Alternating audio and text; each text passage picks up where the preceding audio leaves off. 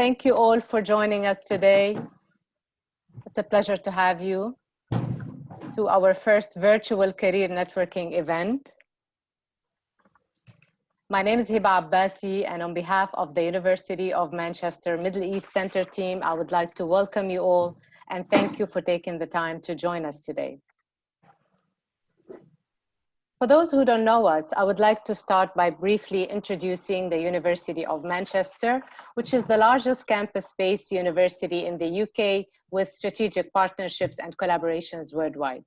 For more than 25 years, the university has been providing transnational education and forging global partnerships and centers of learning across 4 continents. In 2006, Alliance Manchester Business School, which is part of the University of Manchester, was launched in the Middle East Center by its founding director, Randa Bsesu, to offer the part-time global MBA program for working professionals. And since 2017, we have operated as the University of Manchester Middle East Center, representing and supporting the activities of the entire university in the region. We have also expanded our offerings to include, in addition to the MBA program, other specialist master's programs such as the MSc in Real Estate and Educational Leadership in Practice. And we also have other master's programs coming up really very soon. Today, the University of Manchester Middle East Center supports more than 2,800 students, and we have graduated 1,700 students. All our students are working professionals, and they come from 100 nationalities. We have also developed a regional alumni community of approximately 4,500 graduates of the university. We have global centers. Dubai is one of them, but we also have Singapore, Shanghai, Sao Paulo, Hong Kong, in addition to Manchester. Today's event, the Virtual Career Networking event, is really one of the highlights of the career events for this year because it brings together corporates and industry experts who will share with us information about the current job market, about employment and recruitment, and about the top skills that are sought after by employers. The event will start by the panel discussion on the topics that I've just mentioned, and then it will be followed by networking with corporates in corporate-specific breakout rooms. Here you will get a chance to visit the breakout rooms and to visit the corporate representatives to learn more about the company, to learn more about their industry, to understand their hiring and recruitment trends, and to learn more about what they look for in candidates. Here, I would like to take a moment to thank all the corporate partners who have taken the time to join us today. So special thanks to each and every one of them. I would also like to especially thank the corporate representatives who have joined us today. So special thanks to Ahmed Al-Khameri, Emeritization Support Manager at Abu Dhabi Ports, Tim Shelton, Digital Transformation and Innovation Lead at Arcadis, Salwa Labban, HR Manager at AstraZeneca, Rami Bayour, Regional Director, Middle East at CIPD, Ghassan Youssef, Graduate Program Manager at Citi, Mu'taz Hassan, Head of Operations at Continental, Cecile Romano, HR Professional at DTP, Lama Jubara, HR Director at GE Gas Power, Hamda Al-Najjar, Talent Acquisition Specialist at GM, and Andre Stefan Lewis, Recruiter HR at GSMA, Lynn Sherry, Account Director, Talent Solutions at LinkedIn, James Tucker, Talent Acquisition Leader at Nissan Motor Corp, Ritika Agarwal, HR and Admin Manager at North Telecom, Lexi Woodwork, HR Business Partner at Omnicom Media Group, Halim Mazzouz, Partner and Managing Director at Red. And I would like to welcome SAP team, HR Senior Recruitment Consultants, Joanne Kruger, Laurent Sampson, and Abdulrahman Kazar. And last but not least, I would like to welcome from Sira, Hershey Rivera, Talent Acquisition Specialist, and Renzi Varghese, HR Head of Culture and Engagement. And now it's time to start our panel discussion. So I would like to invite and welcome our guest speakers. So special thanks to each and every one of you. And I would like to introduce Lama Jubara, who's the HR director at GE Gas Power. James Tucker, talent acquisition leader at Nissan Motor Corp. Rashid Al-Hosani, commercial director, Maqta Gateway at Abu Dhabi Ports. And our alumni, Tim Shelton, digital transformation and innovation lead at Arcadis Middle East. And last but not least, also our alumni, Rami Bayour, regional director at CIPD, and he's also the moderator for today's session. So ladies and gentlemen, please join me in welcoming our guest speakers. And now I'll pass it on to you, Rami. But before I do that, can I ask you all to switch off your cameras and mute yourself just in case to eliminate noise. But during the session, Rami will be taking questions. So if you have a question that you would like to ask one of the panelists, you can type it in the chat box, but you can also unmute yourself and ask it to the panel, to the guest speaker that you wish to ask the question. And now I'll pass it on to you, Rami. Brilliant, thank you very much. And thanks very much for the opportunity, Hiban, for the introduction. Good evening, everyone. If you're in Dubai, good afternoon or good morning, depending where you are in the world.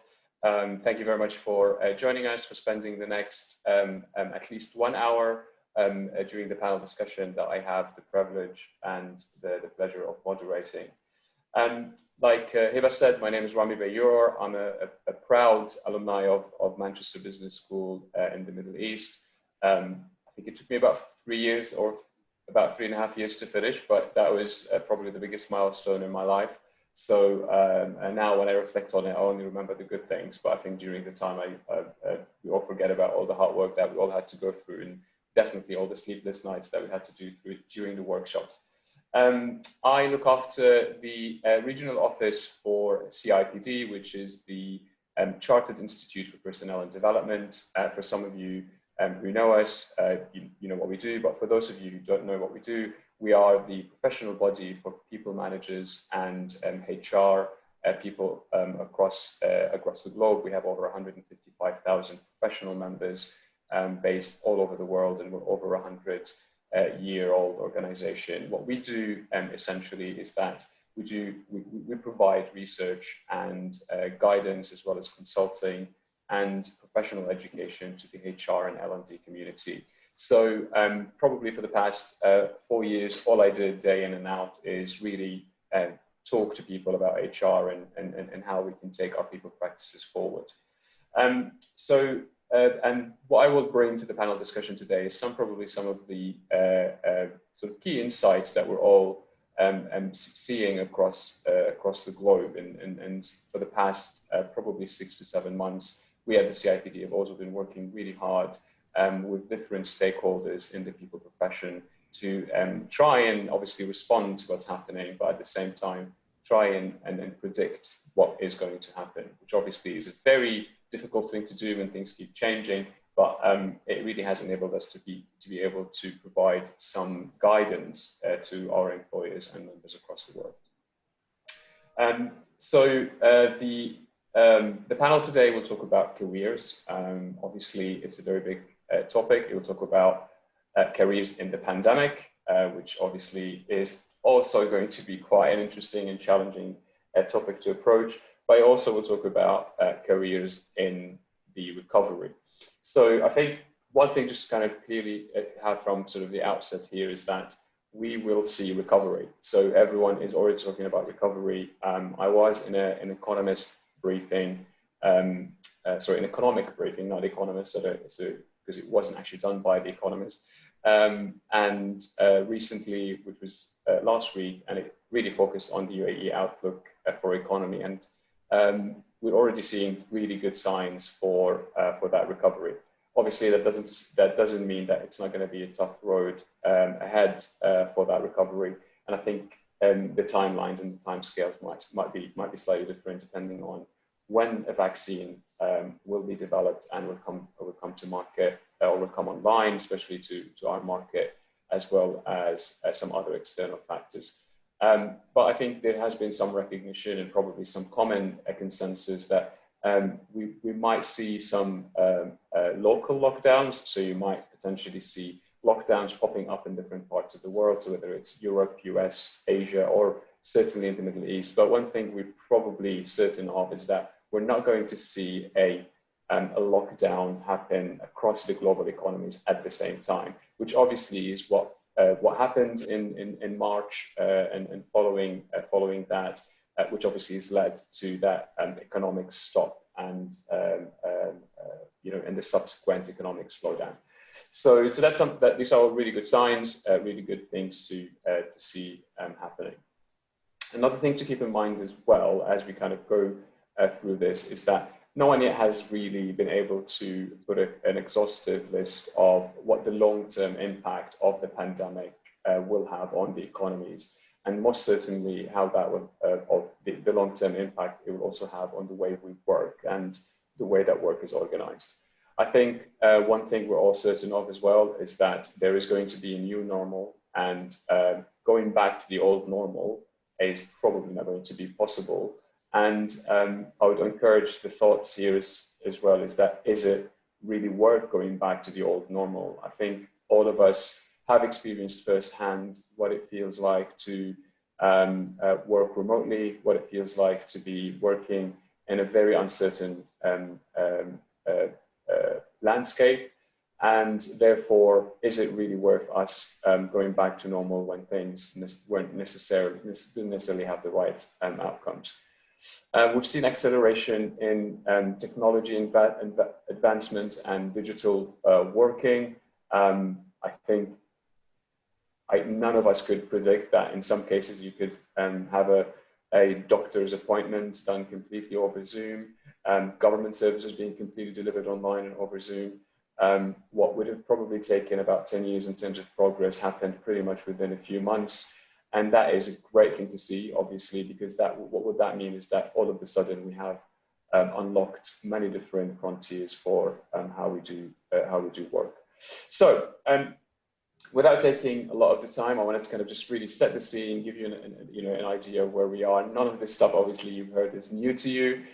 You've all experienced it. You've all heard it from other people. But I just wanted to bring it in terms of the context. So I have a really we have a really great panelists with us today. A really good balance as well between HR people, so people that are in the HR industry, that are working with people practices, as well as recruitment, obviously, as well as people that are in the business, so people that are in the commercial side, people that are seeing things kind of play out from that front as well. So we will have a balanced level of insights coming in from both sides. So if I were to hand over to one of my panelists, or to my panelists, what I'd like you to do, please, if you could just introduce yourself to the audience. If you can give us just a very quick introduction of who you are, but also the industry that you're representing. And maybe in 1 minute, if you could tell us what is probably the biggest impact COVID and the pandemic has had on your industry specifically. So can I start with Lama, ladies first? Yeah, thanks, Rami, and hi everyone. My name is Lama Ajbara. I'm the HR director for GE Gas Power, based out of Dubai. It's great to join you today and my esteemed panelists on this amazing event. So thanks again for having me. I think having been in the energy industry for almost 15 years, whether in GE or in my prior years as well in the consulting field, I think obviously what we're going through in terms of pandemic, I would consider it as an amazing learning opportunity.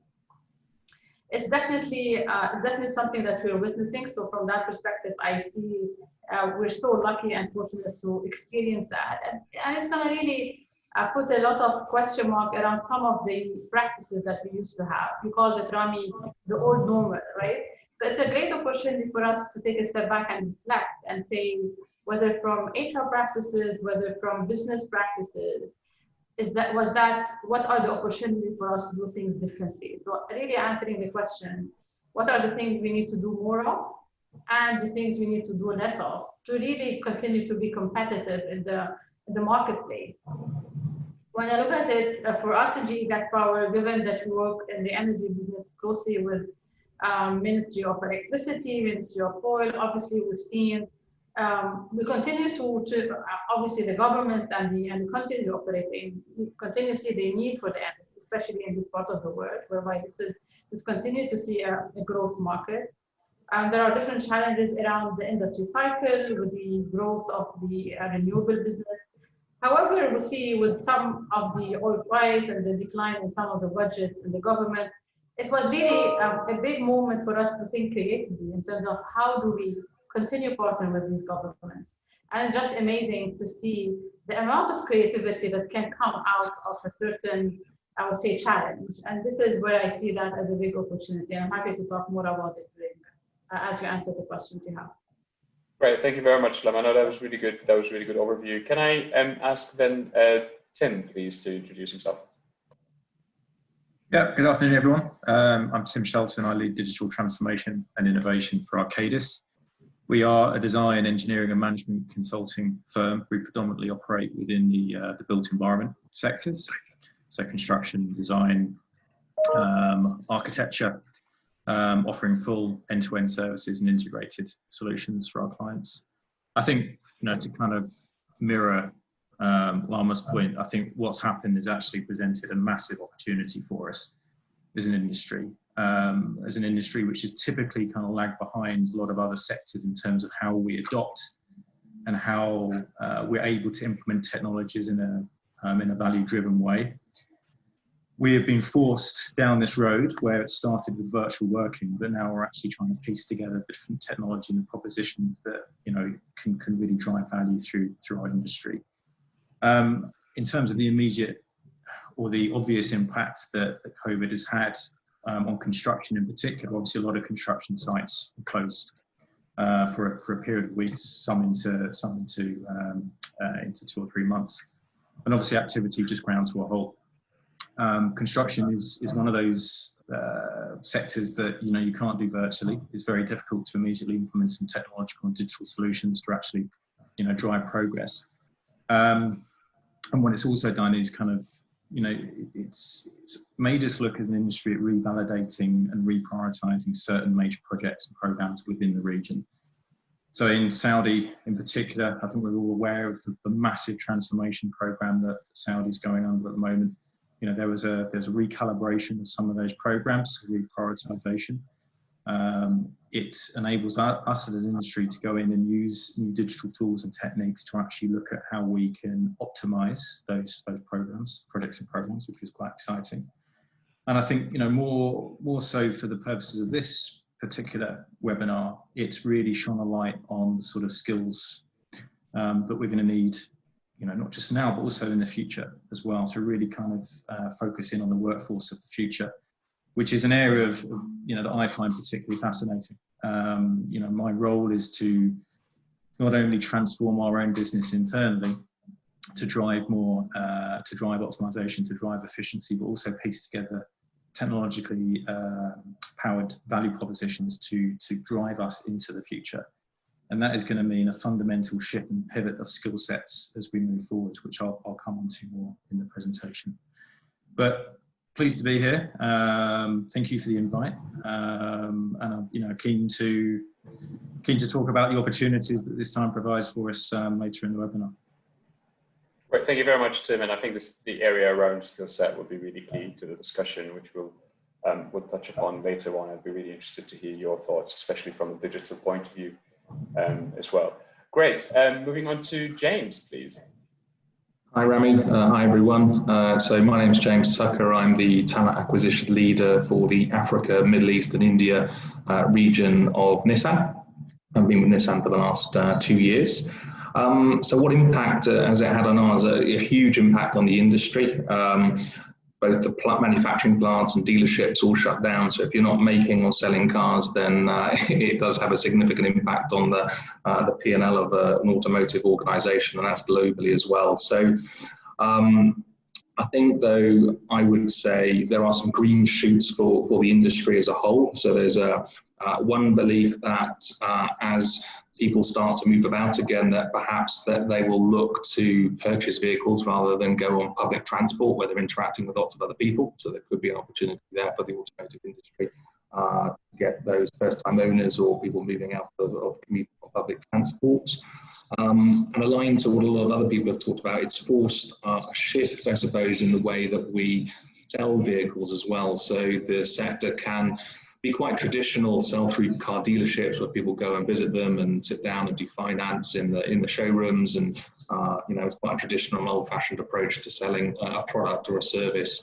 And so certainly over the period of lockdown, I think, and we weren't alone at Nissan, but it really pushed us to move into the digital space far quicker, where we have virtual showrooms where people can go online and buy the cars online without actually having to physically visit the showroom. Most people these days have all of the research at their fingertips anyway about what car they want to buy anyway. So when they come into a showroom, they generally have a good idea which model it is. It might just be the final trim or colour that they change their mind on. And we know that with generation, you know, Y and Z, they're going to expect this anyway. So it's just really pushed the investment here. And that's where we're going to see the, you know, the drive in skills and the shift in terms of the type of person we will be looking to hire in the future.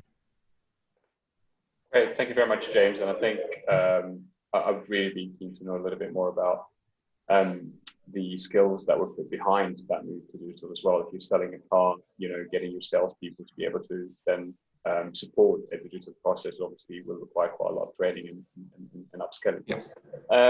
Right, so last but not least, Rashid, Abu Dhabi Ports. It would be great to hear from you.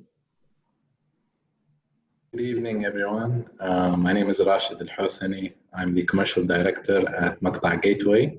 We are a subsidiary of Abu Dhabi Ports, and we look after all matters related to digitalization. We are, in essence, a trade facilitation company. So we look at how we can ease the movement of goods, making it faster, cheaper, and more transparent.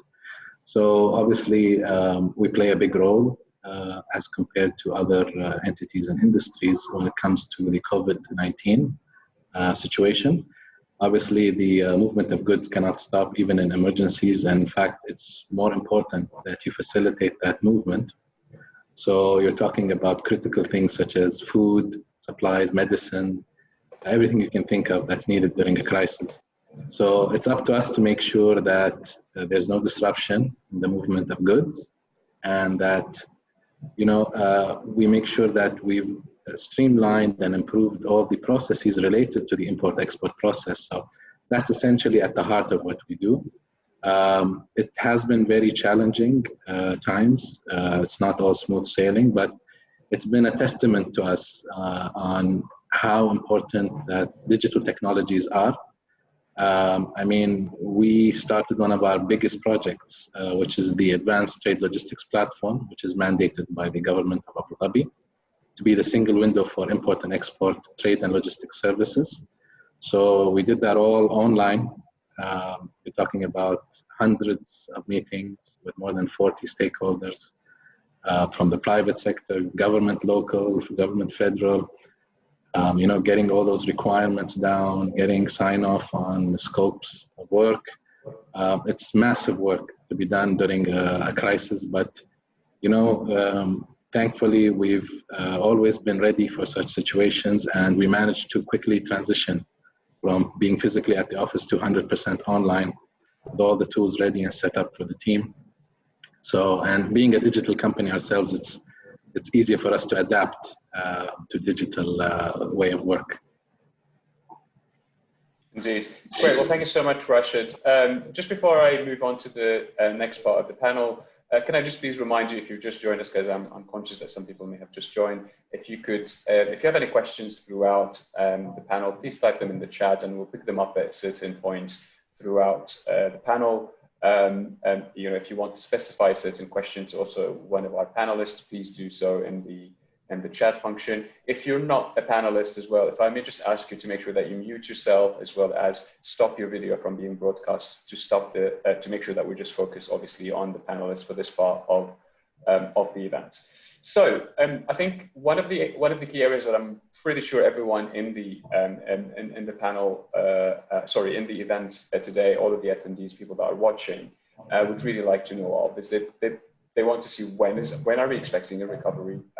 Like I said at the opening of the panel, we're talking about recovery in different parts of the region, but also in different parts of the economies themselves. So certain industries are expected to recover faster than other industries. So when we look at things like financial services and healthcare and pharma, these industries are obviously expected to recover faster than, say, industries like retail and travel and tourism.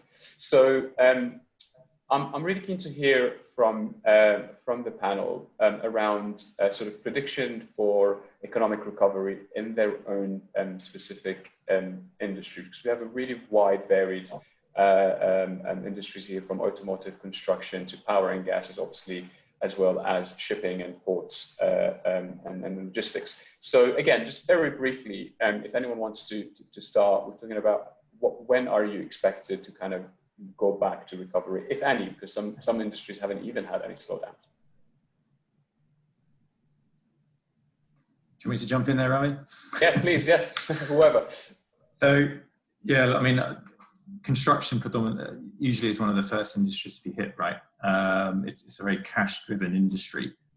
And when you go into a downturn, it's about preserving cash, ultimately. So, you know, we were, unfortunately, one of the first industries to be hit, as I alluded to earlier. You know, our pipeline was significantly impacted due to some projects being shelved, construction being slowed right down. But actually, as we begin to come through this and we begin to emerge into the new norm, so to speak, one of the ways that an economy can recover is by really investing in national infrastructure, in projects such as those being led by Rashid, ports, expansions, things like that. Really, just kind of triggers to get the economy going. So we're actually seeing that actually our infrastructure business is beginning to become quite active. We're seeing a lot of bidding activity. We've secured a couple of major wins recently, and again to go back to the Saudi part of the region, their major transformation program at a national level is going ahead unabated. All it did was just act as a bit of a shock to the system and recalibration of those major programs. So we're actually seeing a lot of activity now, a lot of activations and continuation of those major programs within Saudi Arabia. They want to do things differently. A lot of them are acting as blank canvases. They're not poisoned, so to speak, by legacy processes and governance. So we can really go in there and set these programs up for success. And we can go in there and look through those programs through the lens of a digitally enabled program and bring those new skill sets onto those programs. I think the other thing that we're seeing in the industry is that actually in more mature economies like the UAE, instead of focusing on major capital programs, bringing new built assets into the economy, major clients are now looking at how they optimize their current asset portfolios. So actually, how do you reduce the operating costs if you're an asset owner in the region? And again, that's actually bringing new technologies to the fore in terms of how we do that. How do we bring in the likes of a digital twin proposition to actually look at modeling different data sets, to look at different scenarios around a facilities management strategy, to really squeeze the operating margin as best we can of those assets. So, kind of in summary, from a kind of broad level perspective, we're actually being quite, we're seeing a lot of positive moves in the industry, albeit, it is separated between major program management, capital delivery in Saudi, and a shift towards asset management within more mature economies like the UAE. Great. No, thanks, Tim. Anyone else wants to maybe add a different perspective to that? Just again, looking at your industry, I'm sure we're all involved in business planning and looking at years ahead.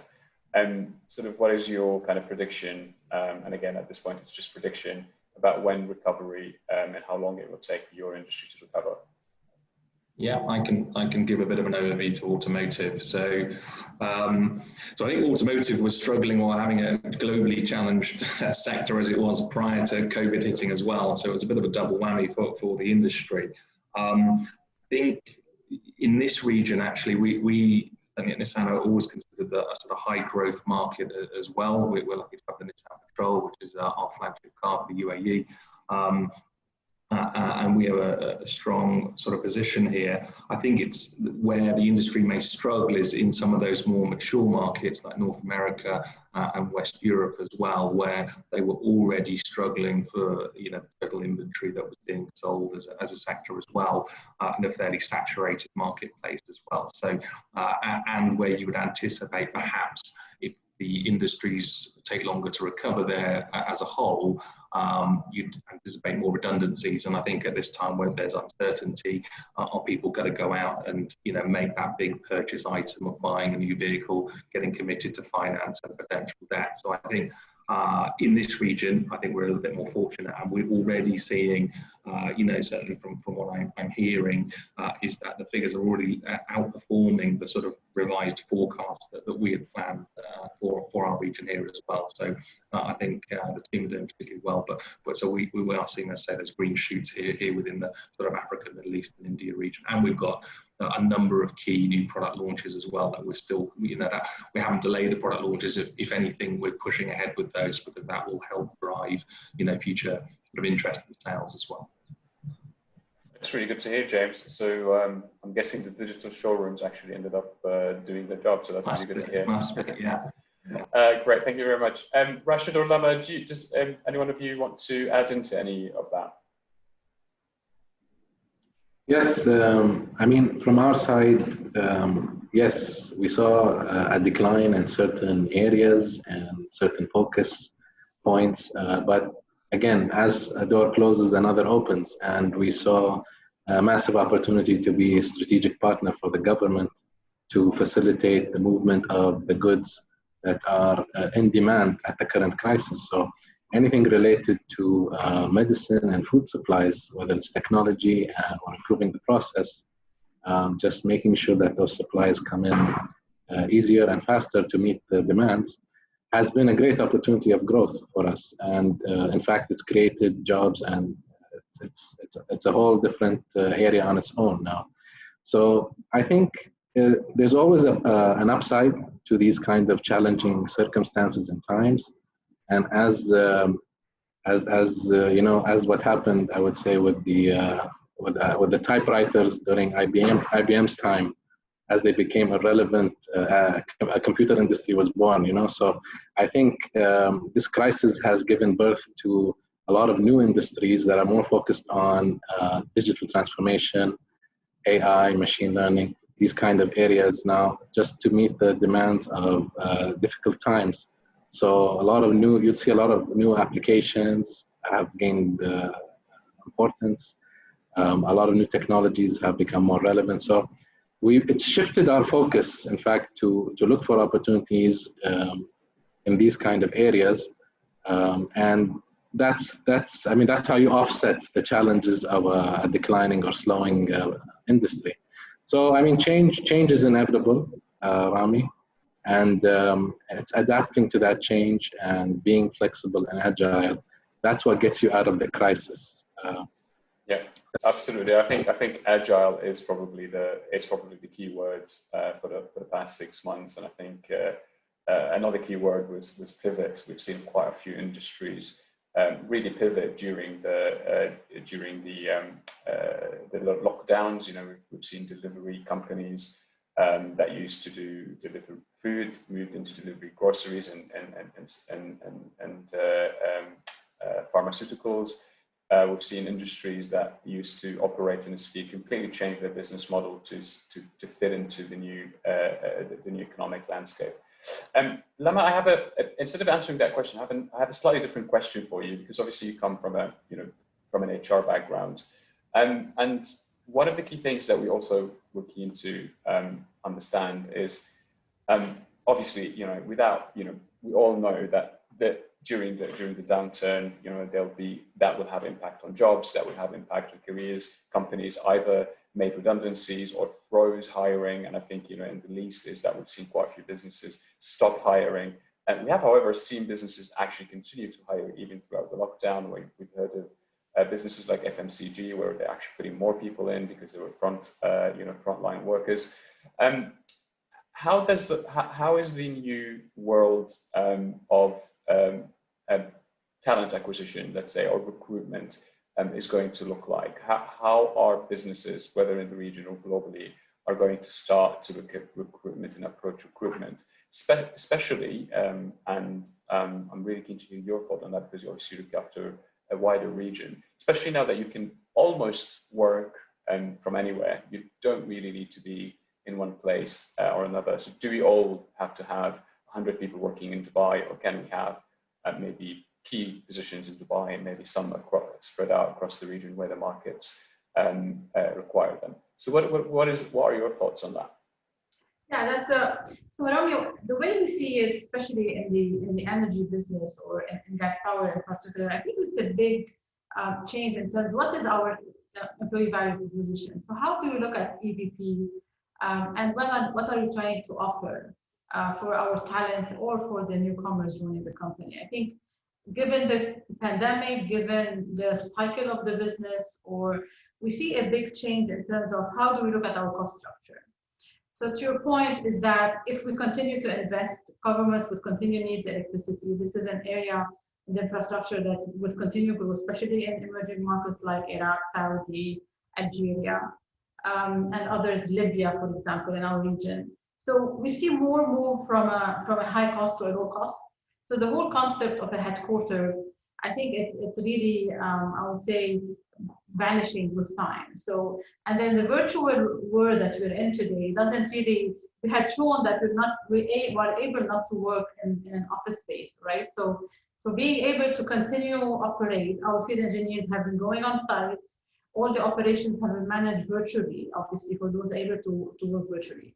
So we have proven that we do not need that office space. So why do you need a headquarter structure, for example? Why do you need to have everybody be based in Dubai, whereby you need to be closer to the customer?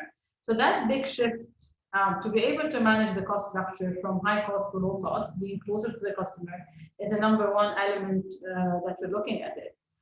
From an EVP, I just wanted to add one thing in terms of the cycle has changed, the priorities has changed, EVP needs to be relooked at. Today, when we look at talents, when we look at even our employees, is that, do you want to be part of that reimagining the business? And I think this is the traits and the skills you look for in talent, whether internally or externally, that they want to come and really look at being part of changing this new cycle or being part of this reimagining the energy business in the region. So if talents used to join a company for a leadership program or for being part of a big name, today we're telling them, come join us and be part of remaking this business. And that's a different way of looking at it, right? From a talent acquisition and from an overall EVP. Obviously, the cost structure and benefit structure is very important to sustain and remain competitive in the market. But I think the type of traits and skills required are very, very different today. Absolutely. Which is, I think, a great opportunity and it's fascinating. 100% agree. And I think there is quite a bit of, I mean, any responsible business would start to look at their cost structures. And we all know people, for most industries, people represent the biggest cost structure. So how can you ensure that your cost structures are solid, but at the same time meeting those customer demands? And I'll give you an example. We've heard of organizations where they shut down their offices. They moved into working from anywhere program. So it's not home working, it's not remote working, it's work from anywhere program. And by allowing people to work from different parts of the world, because most of the work that they do is purely digital, what they've managed to do is they've actually managed to reduce salaries by a very big portion. But that didn't actually impact the lifestyle and the value for their people, because people moved into markets which are, in some cases, their own home countries, where they actually have a much lower cost of living. So instead of spending a certain huge amount on things like rent and infrastructure in places, in high-cost places like, let's say, Dubai or Abu Dhabi, they've moved into other markets, say in Cairo or Beirut, where they actually still manage to keep a like-for-like salary, but actually the cost overall to the business has really improved. And I think that is something that we are seeing happen across the globe. We are actually seeing companies and businesses saying, when they were resistant in the past to the idea of remote working and the idea of flexible working, now they've actually seen it, proven to be working, which is something that the CIPD has been talking about for 10 years. And now they're obviously saying, well, that's great, let's take advantage of that and see how that works. So it'd be really interesting to see how that actually impacts the Middle East as well, especially Dubai being a very high cost base for both living and for setting businesses. So it'll be interesting to see how that dynamic changes. James, I want to go back to you to talk a little bit more about the actual recruitment process. So,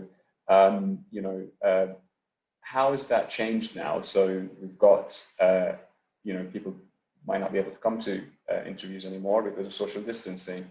It'd be interesting to see how people can actually do interviews with their masks on. But aside from that, how has that impacted the way companies recruit?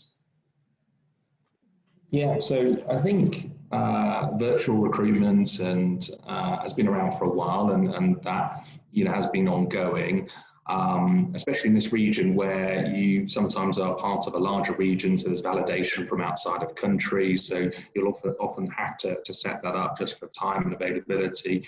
And you're not going to fly people all around the world to do those interviews. However, there was always ordinarily at least one face-to-face meeting with an individual before a hire decision was made. That was always a mandatory part of the process. So the candidate could come into an office and at least experience, the work environment and get a bit of a feel for the company, and we could meet them. I think where we've shifted it to now is that people are far more comfortable making hire decisions without even physically meeting the person face to face. So, and those interviews will happen. And that's not just for external hiring as well. We're looking at our own internal talent management succession planning sessions, and when we're doing our assessments of future managing directors, whereas before they would be flown to Japan and have a formal meeting, we're now, the plan is to do that all virtually as well. However, I still think that things do normalise, and as they are, we're still seeing it now where we are able to meet people face to face, and it's within country.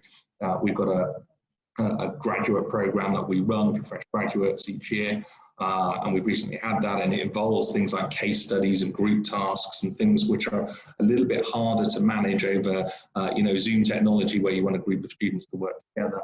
There's still that element of doing it face to face as well, but obviously following the relevant legal and health restrictions that we have in place within our locations as well. But I think that will continue because the industry was moving that way already. It's probably just like everything else, it's given it that extra push to do that, and people are becoming far more confident with it as well. This is a candidate experience as well. Lots of candidates historically don't like to do virtual interviews because it's hard to build rapport than if you're meeting somebody face to face. So again, I think the more people are using this as part of day-to-day life, they become more relaxed and expect it now. What about the onboarding process, James? Yeah, because that's obviously yeah, that's even harder. So I think you're virtually onboarding people, and it's all well and good, getting them set up with laptops and getting them, sent to their homes and trying to set them up. But if they're working remotely, that is really difficult because, people rely on those, what it's like when you start a new job. It's like being at the first day at school. You just don't know how to navigate anything or to find the simple things and ask the silly questions. So usually you start, sit and ask the person sat next to you to help find something on the intranet, whereas it's a bit harder to do that virtually. In most of our locations, though, we are now moving back to, occupancy as well. So it's getting easier to do that. But we did have a period of time where we did start new people and we had to go through that slightly more painful process. But I think both sides are appreciative of the situation and the circumstances and are quite patient with it as well. But yeah, that was challenging. Absolutely. I think I can't remember the name of the business. I lost the name. But it's predominantly a global business that's always has people all across the world, and they had a really, really good onboarding program for their virtual workers or their remote workers. and it really was, I think it won some great awards, but and it was designed, I think, about 7 or 8 years ago, and it was now being shared all of a sudden all across. I think I saw it on LinkedIn a few times. I'm sorry, I completely forgot the name. I think I'm drawing a blank. Great. Well, thank you so much for that, James. I want to go back. I want to go to now Rashid and ask a question around, because we talked about how that's impacted recruitment and the way we recruit people. But I think also the key thing that probably all of us want to walk away learning a little bit more about and preparing for, I guess, is what are the skills that you're looking for now? What do you think probably will be the key skills that employers will start to demand and ask, candidates and job seekers for? Well, Rami, the landscape has changed dramatically. I mean, and it's been happening gradually, so it's not all sudden because of Corona. I think a lot of the educational institutions are more geared for the industrial era. They're teaching very traditional, process-oriented, waterfall kind of mentality, and very traditional disciplines and curriculums that don't necessarily match the job market's needs today. So for us, for example, we're not only looking for people with basic IT skills or software engineering or development skills. We're looking at people who can solve problems, people who can understand customer journeys, people who can understand how to advocate for adoption of technology. So it all happens early on, even from the design to mapping out the processes and being very intelligent in the way you create a smart solution that will have a high adoption and success. So something you can notice even here in the region, there was this massive shift towards digital transformation. And a lot of entities struggled with this because all they cared about was meeting a timeline or a deadline. So they managed to move bad processes from manual to digital, which doesn't solve the problem. Other entities did a very quick job in developing a standard web page, and some of it is not user friendly. Some of it, was complete failure. So I think evolving in our approach and looking at things such as machine learning, AI, smart solutions, and focusing on the customer journey. These kind of themes need to be embedded in the curriculums that are being taught, and candidates need to be seeking certifications or education in such areas and fields. Otherwise, you have a fancy degree or a fancy CV, but you cannot cope with the ever-changing requirements of the job market. And certainly those who stick to job descriptions will never survive in this day and age. So you need to be flexible, you need to be agile, you need to be in tune with the trends, the trajectory of where we're going. Certainly a lot of social scientists and historians are advocating that the blue-collar job market industry is in danger, and a lot of these very repetitive and routine jobs are going to be wiped out. Some of them, as important as even in the medical field. So some scientists are saying that even doctors will no longer be relevant in the presence of biotechnology and artificial intelligence and robotics. So, I mean, anything that doesn't require critical thinking, problem solving, emotional intelligence, human interaction, these kind of things will be wiped out. Whether it's going to happen in 10 years or 20 years, we're certainly headed towards that. No, that's brilliant. That's actually really, everything you said, Rashid, is pretty much in line with everything that we're hearing. Even before COVID, even before the pandemic started, we did a very big report to talk about machine learning, to talk about robotics and automation and their threat to jobs. Because the CIP obviously looks after that side of things, and we did say obviously there is a threat. A big thing about robotics and automation and AI is that they already exist, they're already here. A lot of the stuff that is happening behind the scene is already done by that, so it's not something new, it's not something that's been happening. all of a sudden, but definitely COVID accelerated the move to that, and also gave a lot of businesses that were just about on the edge, who weren't yet believed or who weren't yet invested in doing or moving towards automation and robotics, and now a reason to do that. So I think the acceleration overall is going to happen really, really quickly. And for people that are working, and that's another thing that the CIPD advocates for, is that we believe that the future of work is human. So yes, robotics will do that. AI will exist, but it is the responsibility of us as business leaders and HR leaders is to ensure that there is a human element to that. And a very big example of that is the skills we talked about, whether it's agility, whether it's emotional intelligence, as well as obviously other things like the human design and design thinking and all of that. And the way we see that happening, and the only way it would actually will happen for the benefit of the entire economy, is that if we take that with a blended approach. So it is human and machine working together to produce effectively and efficiently. Things like blue collar workers, like you said, are going to be the unfulfilling work. There's, no one wants to be sitting, on an assembly line. It's just not meaningful for anyone to do. So that stuff can be done by robotics.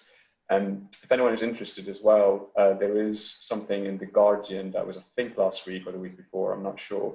And it was an article that was written completely by a robot. So it's a robot journalist. And it's an opinion piece, which is really interesting. And I think the headline was like, this entire article is written by a robot. Are you afraid now? So I would really encourage you to read it because it's quite interesting. I want to ask you, Tim, because your job is a digital transformation lead.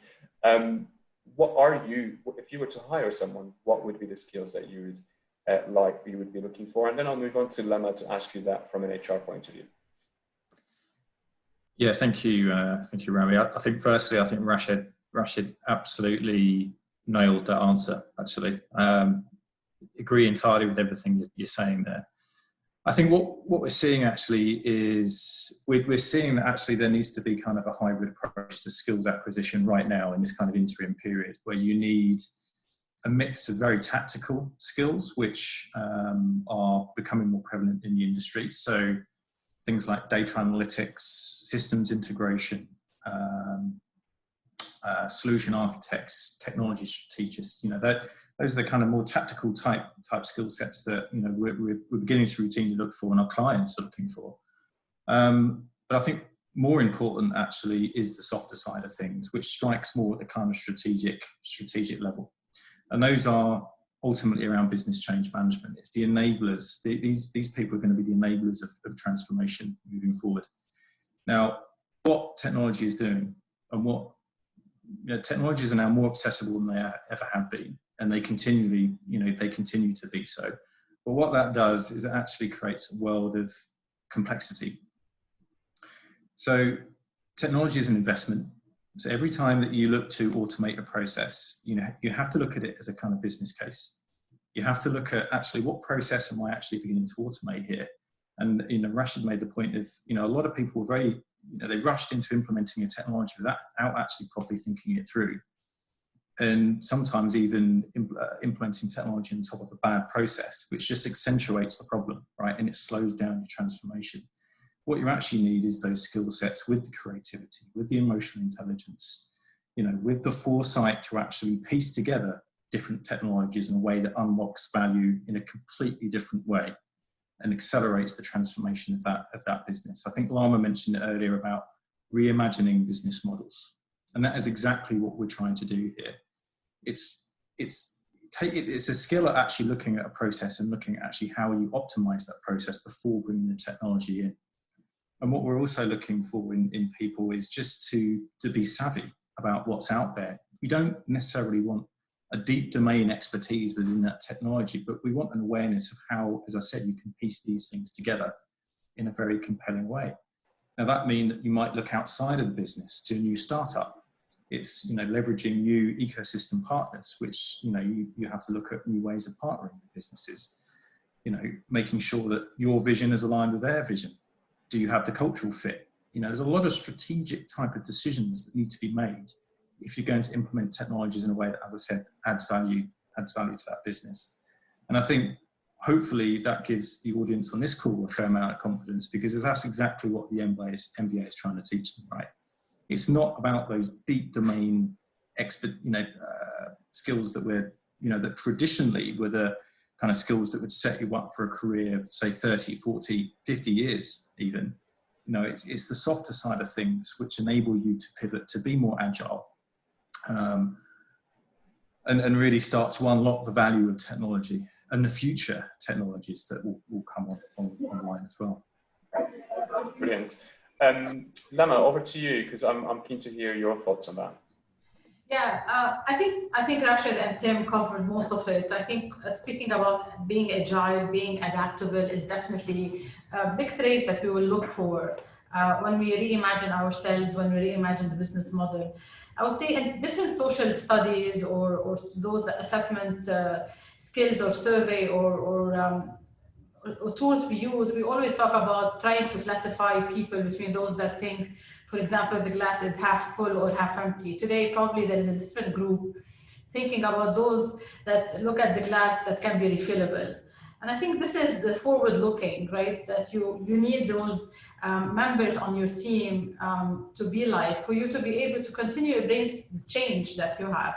Today it's called COVID-19 pandemic, tomorrow it can be something else. So how do you continue have or equip your team with those type of traits and attributes, people who have those traits, to be able really to survive? It's all about continue to play, be competitive, and able to deliver. And I think element around change management, Tim referred to that, looking at really the positive mindset, right? In terms of how you have a positive mindset to come and drive positivity across, whether if you are a people leader or if you are an employee or if you're leading this organization. And I think the third bucket I would like to also stress on is the engagement. Again, in an office space, we always talk about engaging talent, engaging people. Today, we're taking it to a different level about virtual engagement. And I think the more, looking at the last 3-4 months, the more we're able to engage with our employees, I think the better feel of where we are today and what are the different areas we need to look at for the future.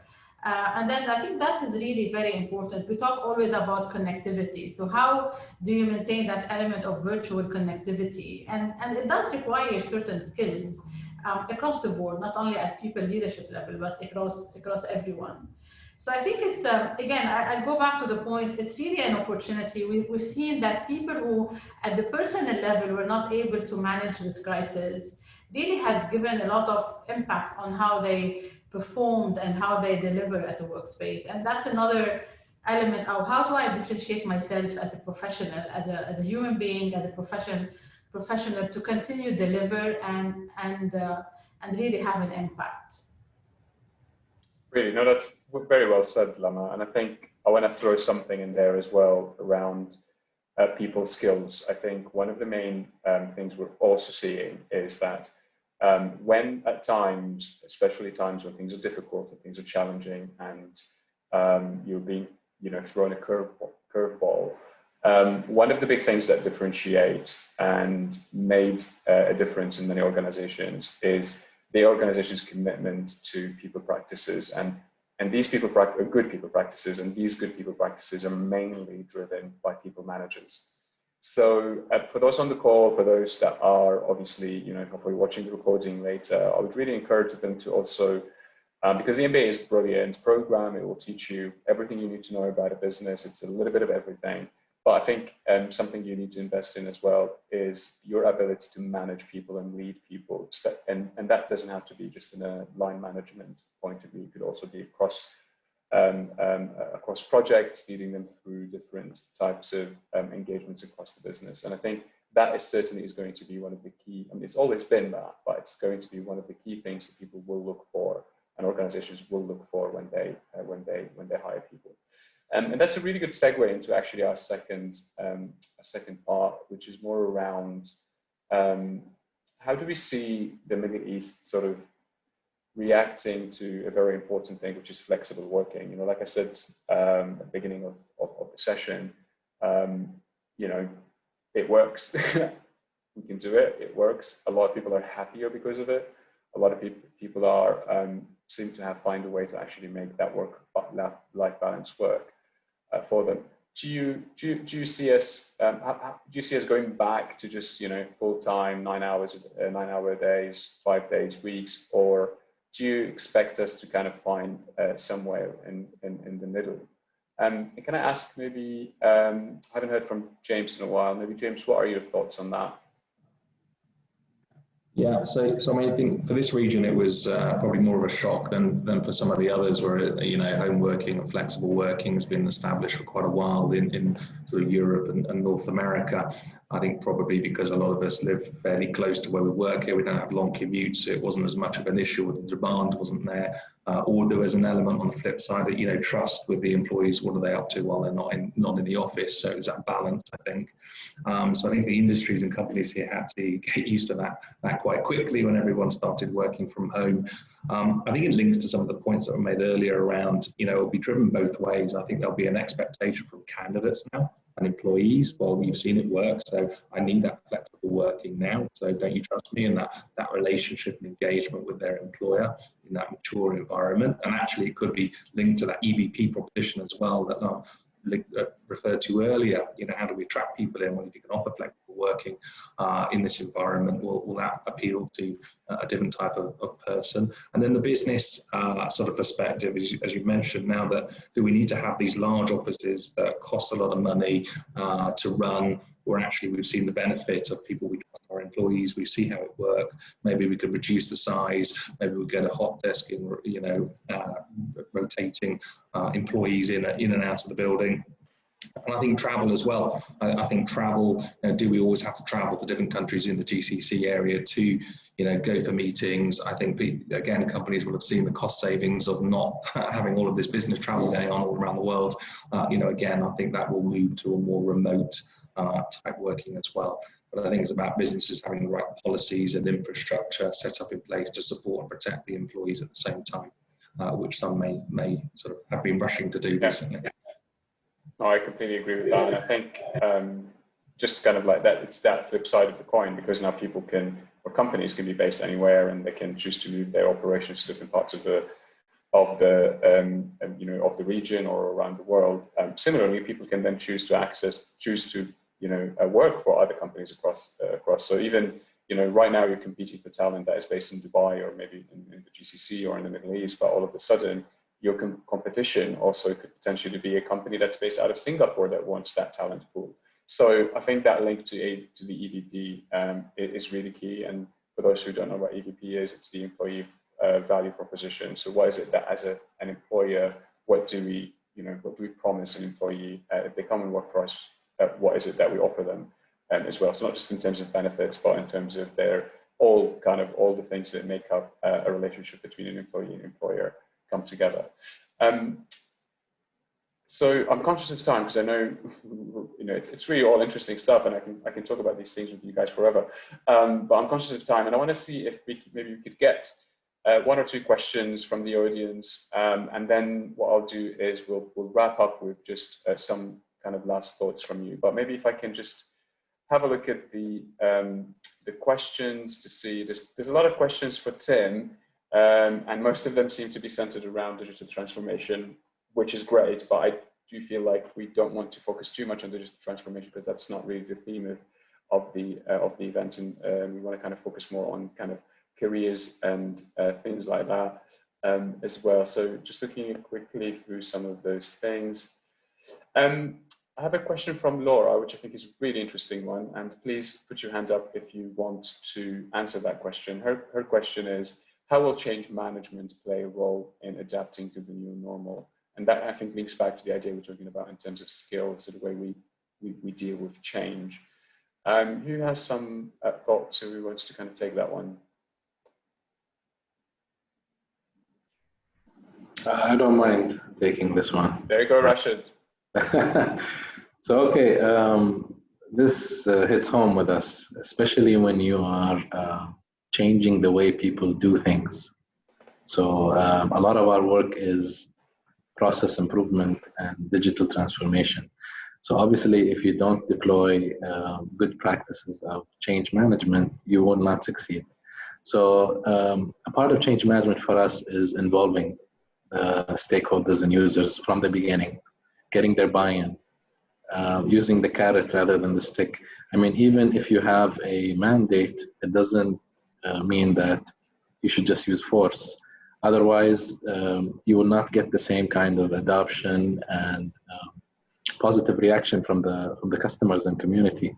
So it's not sustainable to use force, and certainly involvement is one of the major roles. The other thing is factoring in their inputs and opinions and their suggestions, especially when you're dealing with customers who are experts in their field.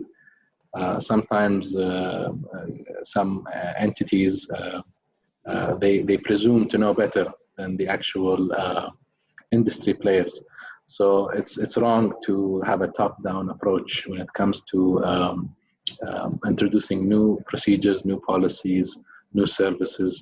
So having a bottom-up approach is very healthy. Obviously, I mean, we don't live in an ideal world, and sometimes you do need to use some measures of enforcement to get adoption, but I think it's healthy to always try with the carrot and the bottom-up approach.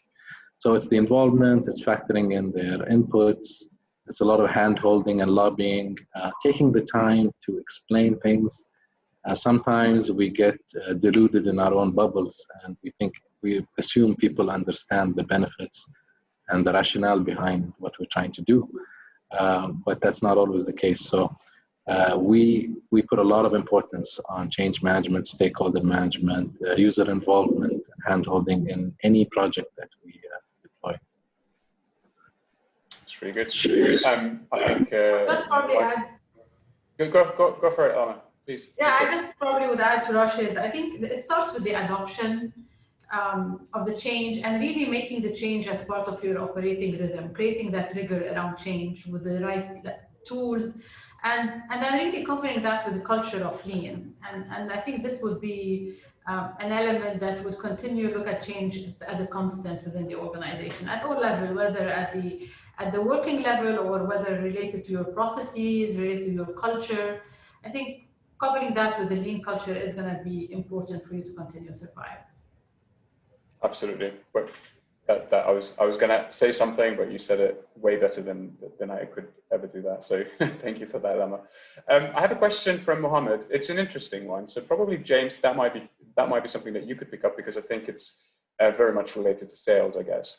And I'm going to paraphrase the question. So how does the leadership, especially the sales leadership in your organization, see the changes to the business and the deals funnel in light of the travel and social interaction restrictions, and therefore they minimize interaction with the client communities and meetings, events, and etc.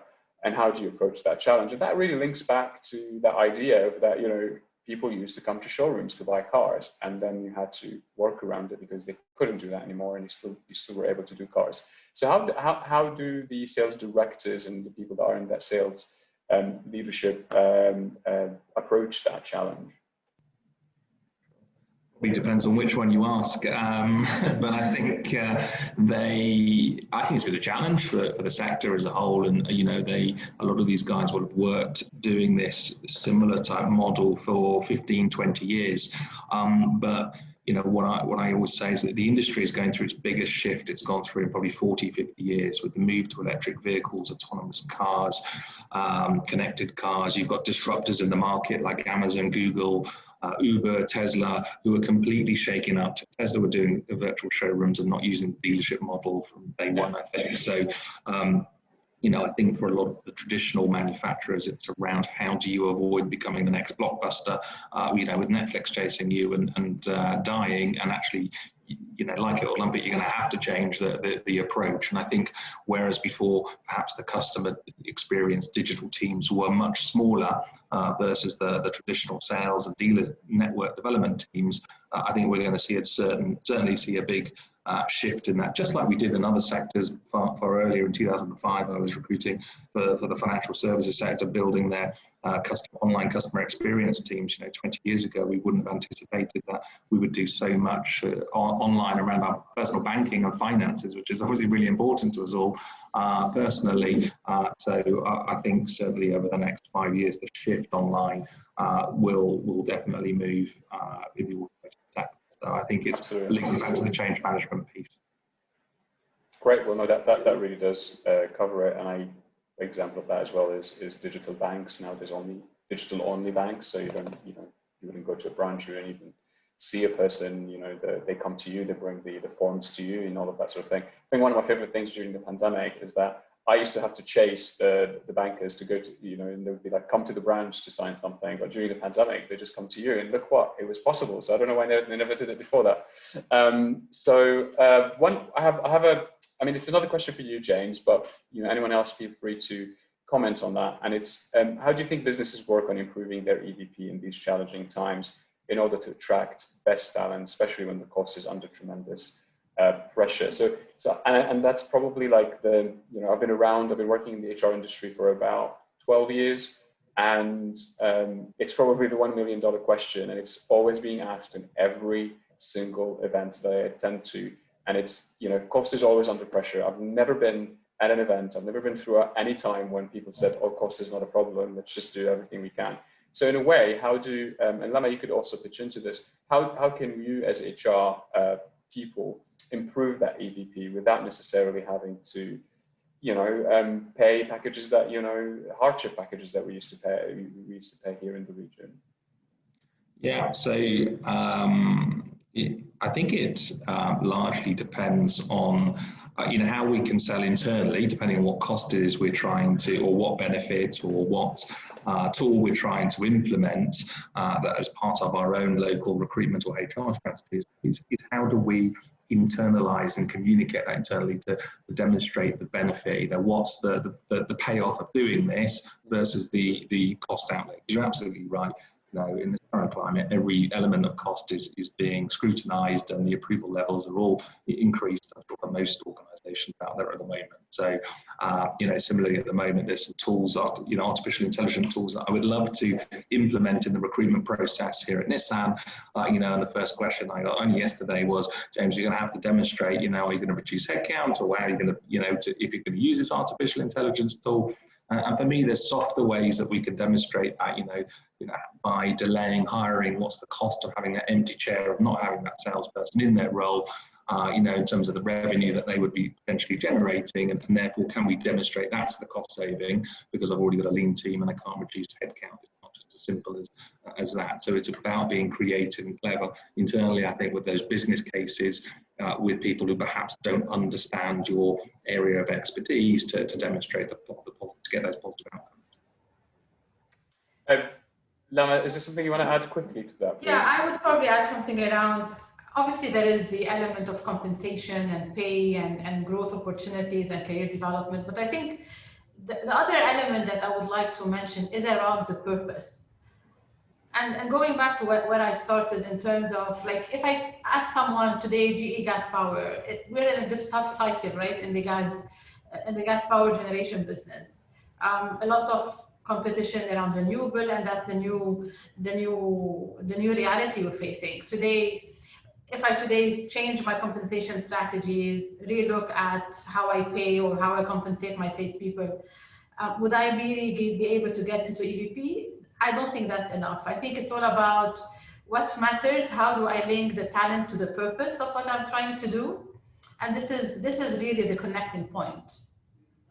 So it feels like it's a different level of value prop, right? Or it's a different element, perspective of value prop. Do I really want to be part of that turnaround? Do I really be part of that creativity, trying something new, challenging myself, checking a new normal? And I think this is where we in GE Gas Power were trying to focus today, in terms of, okay, you want to be part of a turnaround. There is a lot of uncertainty.